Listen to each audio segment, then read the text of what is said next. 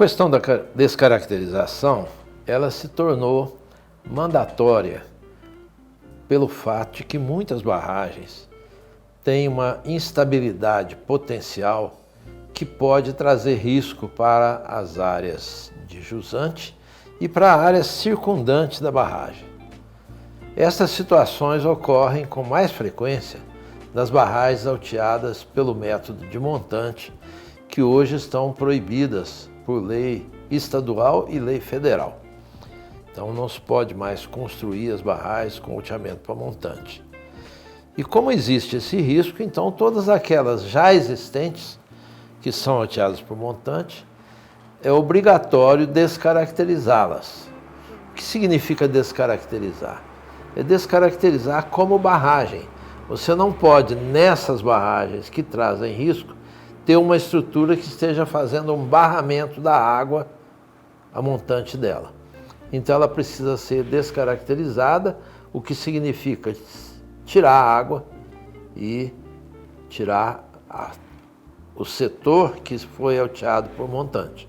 Em geral, as premissas que são adotadas para fazer a descaracterização, elas atuam basicamente através de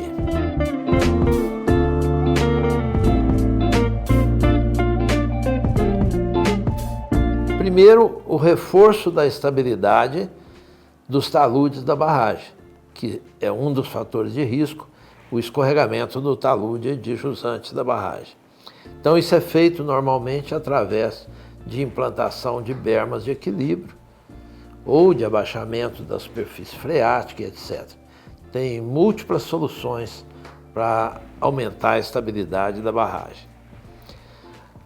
Outro aspecto que também é utilizado é a adequação dos dispositivos de drenagem interna da barragem e drenagem superficial, principalmente no pé do talude de jusante, que é onde concentra, é uma área que concentra a água de percolação.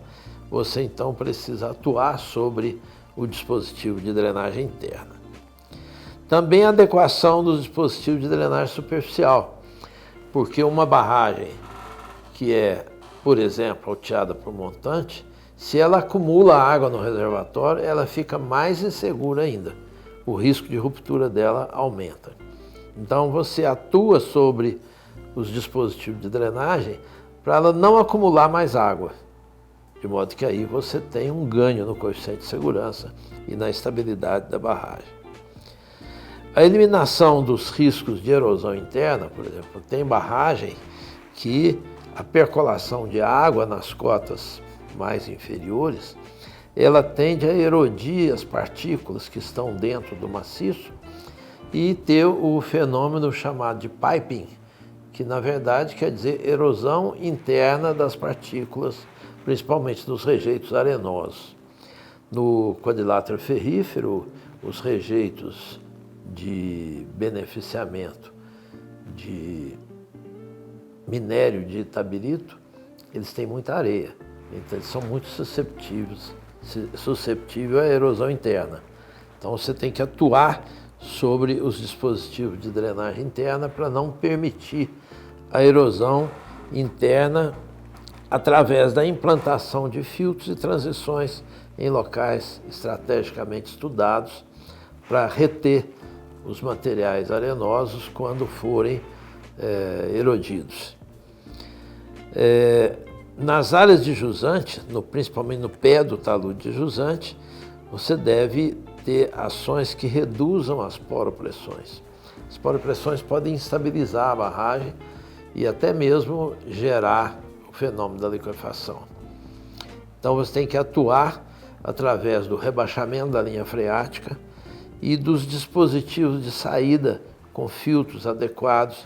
Isso tudo são dispositivos que são introduzidos na descaracterização da barragem que apresenta defeitos de drenagem.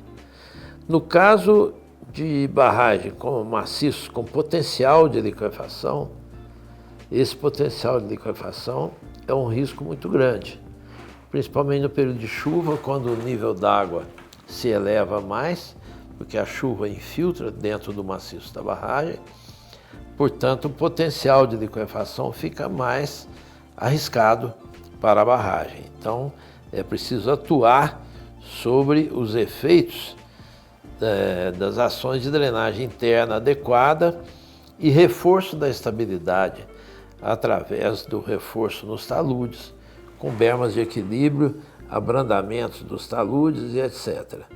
Então você, fazendo o abrandamento dos taludes, você aumenta o coeficiente de segurança, o escorregamento, e procura levar esse abrandamento até um fator de segurança que seja aceitável, mesmo para as condições mais críticas de chuva, de saturação do talude de jusante, etc. Então, dessa forma, os riscos da barragem vão ser minimizados e a descaracterização tem, então, uma qualidade que é de aumentar o coeficiente de segurança da barragem.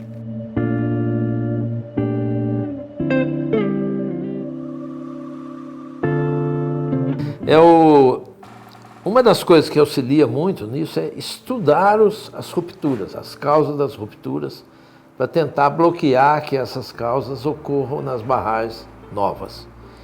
Mas muitas das barragens que estão sendo estudadas hoje, elas não são novas, são antigas. E você encontra nessas barragens antigas muitos defeitos.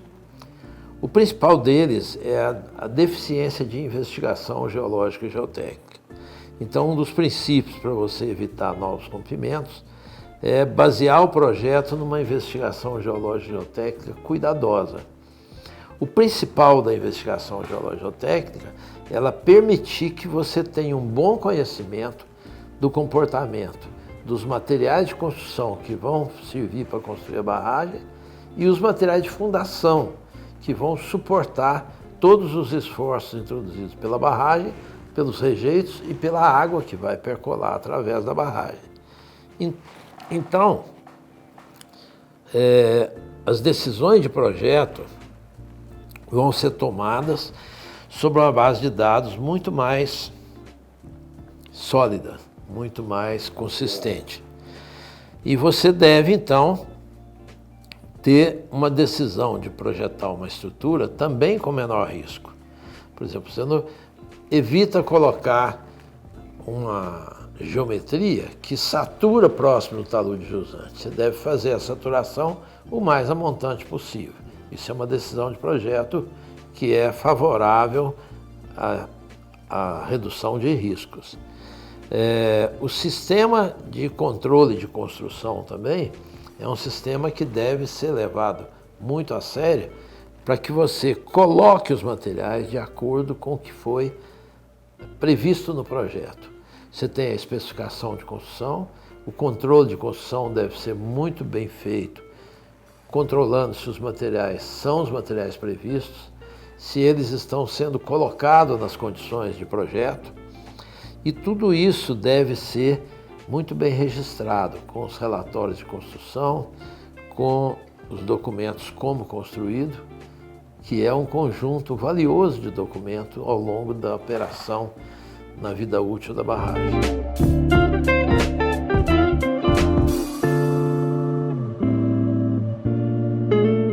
Olha, os prazos da descaracterização, eles são uma função da complexidade da barragem. Você tem barragens aí que tem 100 milhões, 200 milhões de rejeitos já depositados, em várias etapas, cada etapa com um projeto diferente, e existe uma frequência muito grande de se trocar o projetista quando vem uma nova fase, o que é um erro muito grande, porque o novo projetista nem sempre tem acesso às informações do estágio anterior. Brumadinho, por exemplo, tinha, se não me engano, 4 construtoras, 8 projetistas, uma coisa assim, uma diversidade enorme de projetistas e de construtores. Isso, além de não ter uma unicidade de responsabilidades, tem uma certa dificuldade em se conhecer o que foi adotado em cada fase desse projeto. A construção também não se sabe muito claramente como que foi construído. E, como nós estávamos falando anteriormente na técnica de implantar, nós falamos do projeto, e na construção também precisa ter uma equipe de controle muito bem qualificada, que elabora os documentos como construído e mantém aquela informação para que na próximo alteamento essas informações estejam disponíveis. E o acompanhamento da construção também, com uma equipe registrando estreitamente todos os fatos da construção. Então, o prazo de descaracterização, ele precisa ser levado em conta a complexidade da barragem que está lá. Muitas vezes as ações que têm que ser feitas para descaracterização, elas têm por premissa de que você conhece o maciço que está lá dentro. Esse conhecimento depende da complexidade da barragem, do grau de documentação que ela teve. Você não tem um projeto, uma seção padrão que você fala, olha, essa aqui dá para fazer com 2 anos, essa lá precisa mais. É muito interativo você conhecer o que está lá. Inclusive o projeto é interativo, porque à medida que você vai escavando, encontrando materiais e tudo, às vezes você muda a solução de projeto em favor da qualidade e até mesmo em favor do custo da descaracterização. Então eu acho que é muito arriscado dizer 2 anos ou 3 anos. Você pode pôr um prazo base estimado, mas ter uma flexibilidade para revisar esse prazo a cada 6 meses, a cada 1 ano. O que não pode acontecer é chegar a uma situação seguinte, falar, olha, nós estamos com prazo curto, vamos correr. Isso é a pior coisa, porque ele vai levando a erros sucessivos pela pressa. Você vai falar, mas é muito difícil você gerenciar uma obra que você não sabe qual é o prazo, você vai ficar mudando toda hora. Sim, você tem que ter um esquema flexível que permite uma negociação de prazo com uma certa frequência e que todos ficam igualmente confortáveis nas suas respectivas funções. A água é sempre o grande portador dos riscos, né? Aliás, ele é o risco, né? Como nós estávamos conversando aqui antes da nossa entrevista aqui, os principais inimigos da segurança são a água e o homem. E aí o homem no sentido mais abrangente, que às vezes ele é o próprio que derruba a barragem, né? A gente vê isso. E a água realmente é complexa, porque se você precisa rebaixar e não encontra uma solução de rebaixamento eficiente, atrasa, ou então fica ineficiente, você precisa rebaixar até um certo nível e não consegue. É um trabalho de especialista. É uma especialidade dentro da especialidade. A geotecnia é uma especialidade, o rebaixamento e a hidrogeologia são também especialidades. E uma das coisas importantes é que no trabalho de descaracterização, nós falamos agora nos prazos e tudo isso, nenhum deles pode conflitar e ter prioridade sobre a qualidade do trabalho e a segurança. É preferível você ter a coragem e enfrentar a complicação de alterar um cronograma do que atropelar a qualidade. A qualidade é um ponto fundamental na segurança de barragem.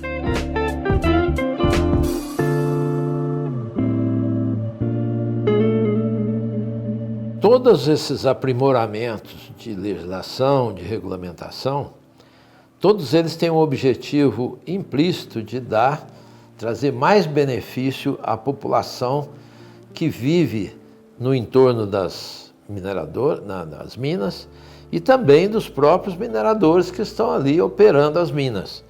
É preciso ter segurança, é preciso ter um trabalho em que as pessoas estão ali despreocupadas em relação à segurança. É um trabalho confortável. Para ele ser confortável, tem que existir as regulamentações.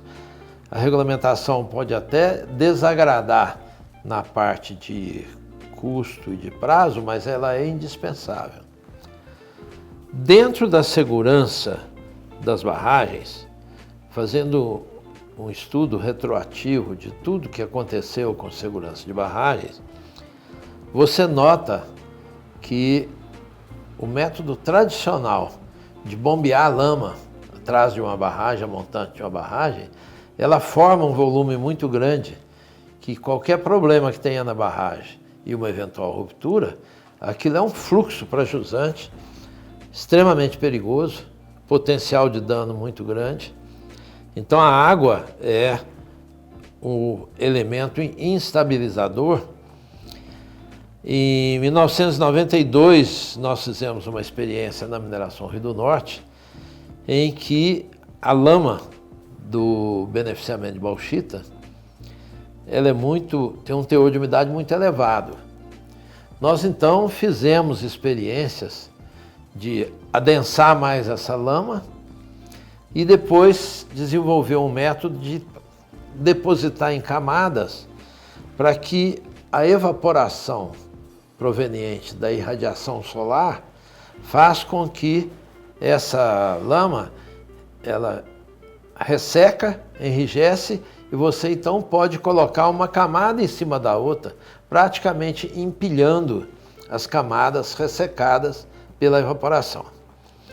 Isso já existiam experiências desse tipo, basicamente na Jamaica. Nós fomos na Jamaica aprender como é que eles faziam isso. E temos hoje um processo na mineração Rio do Norte que é baseado no adensamento, na evaporação e no manuseio do rejeito. De modo que o rejeito fica desaguado, a estabilidade dessa pilha é muito maior do que você ter um dique com lama bombeada para a montante. E daí para frente nós fizemos várias experiências. Fizemos também experiência com os rejeitos de minérios que produzem um rejeito mais arenoso, não a lama como de bauxita, mas no caso de minério de tabirito, você beneficia com flotação. Rejeito de flotação de minério de tabirito, ele pode ser drenado por um empilhamento. Você empilha, a água percola para baixo, você põe a drenagem interna que coleta essa água e você então vai empilhando e ele fica com uma segurança muito grande. Como tem várias minas que têm pilha de rejeito. A Samarco e Alegria tem uma pilha chamada pilha do Xingu, que é um empilhamento drenado. A Samarco também tem na Cava do Germano, que também ela hoje está lá, é um maciço praticamente seco. Não existe possibilidade daquilo romper e fluir, destruindo para jusante, não tem água praticamente. Então, esse empilhamento, ele é uma consequência da retirada da água que dá ao rejeito uma estabilidade muito maior, que você pode colocar mais camadas em cima. Então, ele tem baixo risco de escorregamento e consequência mínima de fluir para jusante, que ele não vai ter isso. No caso, o rejeito arenoso. A evolução do desaguamento levou à existência de filtros muito eficientes. Então, no caso dos rejeitos de bauxita, nós aplicamos na Alunorte, no reservatório de lama vermelha, que é o resíduo da fabricação da alumina, um sistema com filtro prensa. O filtro prensa ele tem umas placas que a prensa faz uma pressão e expulsa a água de dentro, de modo que você solidifica o rejeito. Esse rejeito solidificado depois é espalhado e compactado como se fosse solo numa barragem de terra. É um sistema muito bem sucedido, que está lá na Alunorte, em Barcarena, e que tem uma segurança muito grande. Então a gente vê que existe possibilidade, e tem projetos muito bem sucedidos, de rejeito desaguado, que se transformam num ótimo material de construção. Ele foi solidificado e você então constrói, e no fim fica uma pilha, como uma pilha de estéreo. Não tem água, fica na umidade natural e a segurança é muito grande. Isso elimina aquela incerteza que aparece quando você começa a ler os regulamentos, as novas exigências e as condições climáticas, às vezes muito desfavoráveis, né?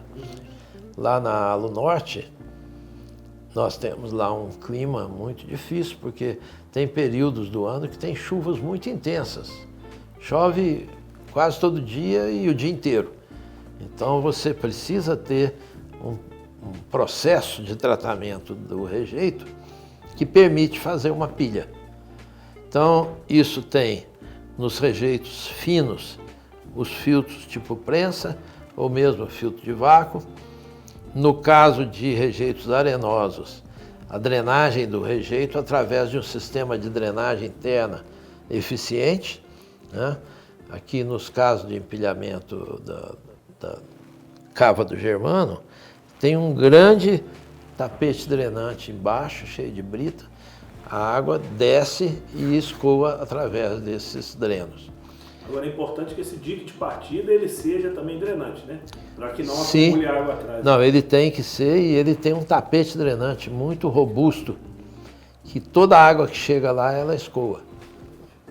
Então, eu acho que uma das maiores ferramentas e soluções para o futuro, com o problema de clima e com o problema de exigências com menores riscos, a drenagem através de empilhamentos ou mesmo disposição drenada sem fazer pilha. No caso de uma cava, você preenche a cava sem precisar de empilhar. Você empilha dentro da cava, ele pode até sair fora da cava.